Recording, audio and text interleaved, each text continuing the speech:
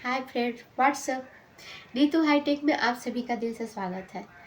Friends, आज हम जानेंगे नहीं, मतलब हम जो है नीतू हाईटेक में कॉमर्स क्लास के स्टूडेंट को अकाउंट्स पढ़ाने वाले हैं। ठीक है, तो आज हम लोग जानेंगे अकाउंट्स में इंट्रोडक्शन टू द अकाउंटिंग।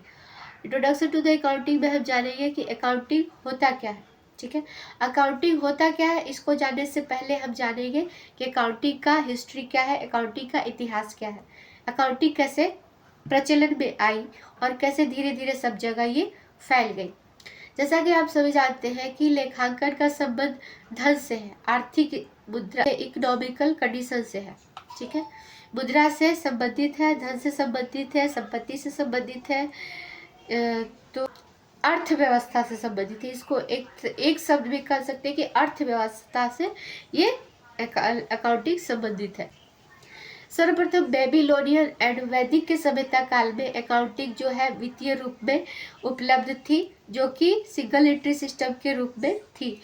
उस समय जो है बिजनेस का आकार उतना बड़ा नहीं होता था, लोग छोटे मोटे व्यापारी हुआ करते थे, क्योंकि उस समय अर्थव्यवस्था उतनी अधिक, मतलब अर्थव्यवस्था लोगों की उतनी अच्छी नहीं होती थी, तो लोग छोटा मोटा व्यापार कर लेते थे। तो उस समय तो जो था वो सिंगल एंट्री सिस्टम को ही अपनाया जाता था। लोग जो है मैनुअली डायरी में, रजिस्टर में, कॉपी में अकाउंटिंग का काम किया करते थे मैनुअली। ठीक है, लेकिन जो है वो धीरे धीरे क्या हुआ, अर्थव्यवस्था बड़ा होते गया, बिजनेस का ट्रांजेक्शन बढ़ता गया, बिजनेस जो है वो जटिल रूप लेता गया। इस प्रकार जो है वो उसको करने के लिए लोगों को दोहरा लेखा प्रणाली को अपनाना पड़ा। ठीक है, जैसा कि हम लोगों को याद है कि दोहरा लेखा प्रणाली जो है सबसे पहले इटली में प्रारंभ हुई थी, और उसके बाद 23वीं शताब्दी पूर्व कौटिल्य के समय में, जो कि मौर्य राज्य के समय में एक महामंत्री हुआ करता था, उसने इस अकाउंटिंग की व्याख्या की। कौटिल्य ने अर्थशास्त्र पुस्तक की रचना की, जिसने उसने राज्य से संबंधित अभिलेखों को किस प्रकार से लेखांकन किया जाए इसके विषय में उसने वर्णन किया था। ठीक है, चीन और इजिप्ट में भी सरकारी खजाने के राजस्व के अभिलेखन हेतु अकाउंटिंग का उपयोग किया जाता था। तो इस प्रकार जो है भारत में दोहरा लेखा प्रणाली का प्रचलन आया और लोग जो है दोहरा लेखा प्रणाली अपनाने लगे। धीरे धीरे समय बढ़ता गया। अब आधुनिक काल में जो है बिजनेस इतना बड़ा रूप ले लिया है कि उनकी जो है लेनदारियां बढ़ती चली गई, देनदारियां बढ़ती चली गई, बिजनेस जो है वो जटिल रूप धारण करता गया, व्यवसाय बड़ा रूप धारण करता गया।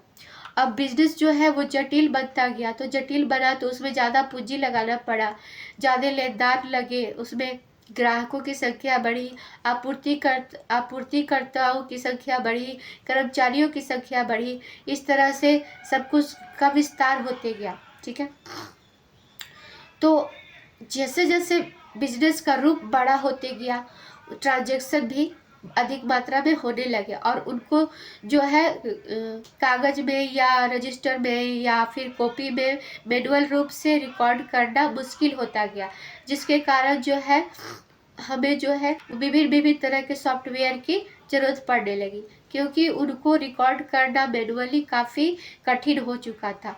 इस तरीके से धीरे धीरे नए नए सॉफ्टवेयर आए, जैसे बीजी सॉफ्टवेयर है, टैली प्राइम है, टैली ईआरपी है, जैसा कि आप सभी जानते हैं। तो अब जो है बिजनेस को सॉफ्टवेयर में मैनुअली न करके सॉफ्टवेयर में हम लोग रिकॉर्ड करते हैं, क्योंकि बिजनेस का संबंध सिर्फ ग्राहकों से नहीं होता है, आपूर्तिकर्ता और कर्मचारियों से भी होता है। तो हमें बिजनेस में अकाउंटिंग की आवश्यकता इसलिए पड़ी ताकि हम जो है अपने बिजनेस का ये जान सके कि हमारे बिजनेस में कितना लाभ हो रहा है, कितना हानि हो रही है।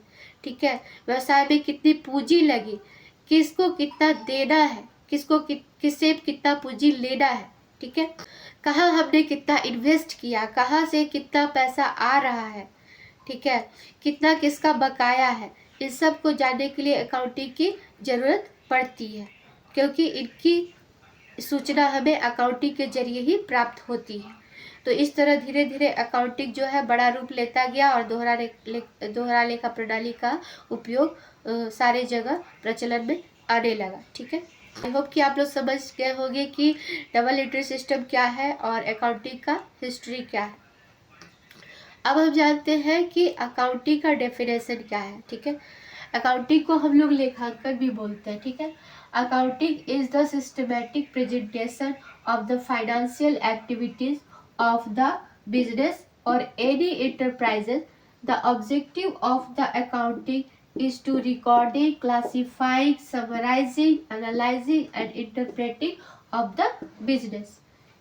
प्रकार हम कह सकते हैं कि अकाउंटिंग जो है वो किसी व्यवसाय में होने वाले वित्तीय लेन देनों को क्रमबद्ध रूप से लिखने। ठीक है, क्रमबद्ध रूप से लिखने मतलब सिस्टमैटिक तरीके से लिखने। जैसे कि मान लेते हैं राम जो है गुड्स बेचा श्याम को। ठीक है, राम जो है 1 तारीख को एक जैसे कि ये जनवरी चल रहा है, 1 जनवरी 2024, 1 जनवरी 2024 को श्याम को गुड्स बेचा। ठीक है, तो राम जो है वो सिस्टमैटिक तरीके से रिकॉर्ड करेगा। क्या रिकॉर्ड करेगा? वो डेट मेंशन करेगा, फिर उसको कौन सा गुड्स दिया वो उस गुड्स का वो एंट्री करेगा। जैसे मानते कैश में किया तो कैश अकाउंट दिया टू सेल्स अकाउंट। ठीक है, कैश अकाउंट दिया टू सेल्स अकाउंट करेगा वो एंट्री पास। तो इसी को कहते हैं रिकॉर्डिंग। और इसमें नरेशन भी लिखेंगे कि फलना आदमी को मतलब किस पर्सन को कौन सा माल दिया गया, वो एज ए नरेशन लिखेंगे। तो इसको कहते हैं सिस्टमैटिक तरीके से उसको रिकॉर्ड करना। ठीक है, फिर उसको क्लासीफाई करेंगे। क्लासीफाई करेंगे मतलब उसको वर्गीकृत करेंगे, उसको लेजर के रूप में उसको वर्गीकृत करेंगे। यानी कि राम क्या करेगा? अपना एक खाता बनाएगा, उसमें राम अपना एक खाता बनाएगा, उसमें क्या करेगा? वो इन सारे एंट्रीज को लेजर के रूप में पोस्टिंग करेगा, कैश अकाउंट बनाएगा, सेल्स अकाउंट बनाएगा। उसके बाद क्या करेगा? समराइज करेगा। समराइज करने का मतलब उसको फिर से वो ट्रायल बैलेंस बनाएगा और उसमें उसका पोस्टिंग करेगा। ठीक है, फिर उसको एनालाइज करेगा कि वो जो है वो किस नेचर का नेचर का इनकम है, या वो जो भी ट्रांजेक्शन हुआ वो किस नेचर का है, रिवेन्यू नेचर का है, एक्सपेंस है, प्रॉफिट है, लॉस है, एसेट्स है, कैपिटल है, या फिर क्या है, कौन सा अकाउंट है, ये सब उसको एनालाइज करेगा। और फिर उससे क्या करेगा? वो इंटरप्रेट करेगा कि मतलब इसको जो है किस में ट्रांसफ़र किया जाए। उसको वो देखते हुए उसको वो फाइनल अकाउंट में ट्रेडिंग और प्रॉफिट एंड लॉस और फिर बैलेंस शीट बना करके कंप्लीट कर दिया जाएगा। ठीक है, तो ये है मेरा अकाउंटिंग। Any doubt? अगर कोई डाउट हो तो प्लीज़ कमेंट बॉक्स में ज़रूर बताएं। अगर समझ आया हो तो ठीक है, अदरवाइज अगर दोबारा से समझना चाहते हो तो मैं दोबारा से वीडियो बना दूँगी। और हाँ, समझ में आ गया तो ठीक है, अगर कहीं डाउट हो तो आप कमेंट बॉक्स में ज़रूर बताएं। और अगर वीडियो पसंद आया हो तो एक लाइक ज़रूर दें। और हाँ, हमारे चैनल को जल्दी से जल्दी सब्सक्राइब कर लें, क्योंकि अगर आपका प्यार मिलेगा तो हम मोटिवेट होंगे तो हम और भी ढेर सारी वीडियो आपके लिए लाएंगे। ठीक है, धन्यवाद।